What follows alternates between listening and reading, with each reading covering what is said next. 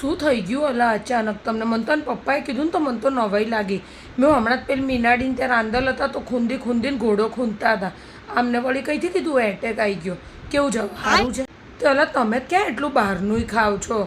અલા અત્યારે તો બોલો શરીરનો કોઈ ભરોસો નથી. અલા 27-28 વર્ષના છોકરા જતા રહે બોલો ત્યાર શું? ઓ બેટા મારી એક્ટિવાન ડીકીમાં હું ફ્રૂટ લાવી હતી ને તે ભૂલી ગઈ છું. જાન બેટા એક્ટિવાન ચાવી આપું લઈ આવીને મમ્મી માટે ફ્રૂટ લાવી છું. હા બેટા એક જ સફરજન ને એક જ નારંગી હતી. હમણાં શું તાર મમ્મીને બધા મળવા આવતા હોય કંઈક ને કંઈક લઈને આવતા હોય ને ખોટું પછી ફ્રૂટ તો અલા બગડી જાય. સમજ્યા તમે? અને હમણાં તમારે તો એટલું ખાવાનું નહીં. અલા મેં ઘરમાં કહીને રાખ્યું છે બહારનું બધું ખાવાનું બંધ કરો. આ ચીઝ ને બીઝ ને આ જે હલાડા બતાવે ને એ તો ઘોડીનાઓ મળશે તમને લેતા જશે.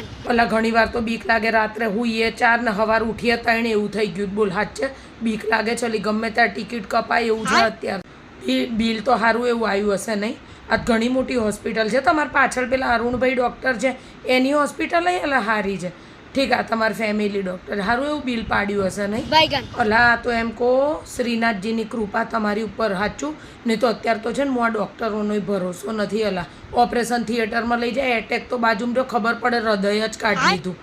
ના બેટા ડરાવતી નથી તાર મમ્મી. ના તો જે સાચું છે ને અત્યારની પરિસ્થિતિ એમને ખાલી જણાવું. કંઈ નહીં ત્યારે ખાવા પીવામાં ધ્યાન રાખજો. અલા કંઈ કામકાજ હોય તો મને ફોન કરજો. બીજું જ શું અલા આપણે જો આવીને ઊભા રહીએ બીજું તો આપણે શું કરીએ? મગજમાં કોઈ ટેન્શન છે તમને?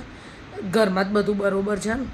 છોકરાઓનું કંઈ ટેન્શન છે એવું હોય તો અલા કહી દેજો. હૈયાને વરાળ કાઢ નાખવી અલા સાંભળે તો જ એટેક આવડ લઈએ. આપણે ઘરની વાતો છે ને બધે છુપાઈને રાખે ને કહી દેવાનું લઈએ. બપોર અલા પથારીમાં પડ્યા ઊંઘ ના આવે મને ફોન કરજો. અમારા માજીને મોકલો.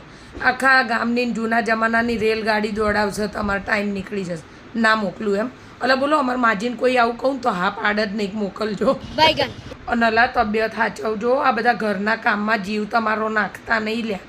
ત્યાર શું હવે તો સ્ટેન્ડ ઉપર જીવવાનું તો અઘરું છે. આ બધા પીપળાને બીપડાને ઉચકીને પહેલાં બધું મૂકતા હતા ને એ બધું હવે બંધ કરી દેજો. તબિયત સાચવજો. હું આપણે મરી જઈએ ને તો 12 દાડા આ લોકો લાડવા ખાય કોઈ યાદ નહીં કરે આપણને.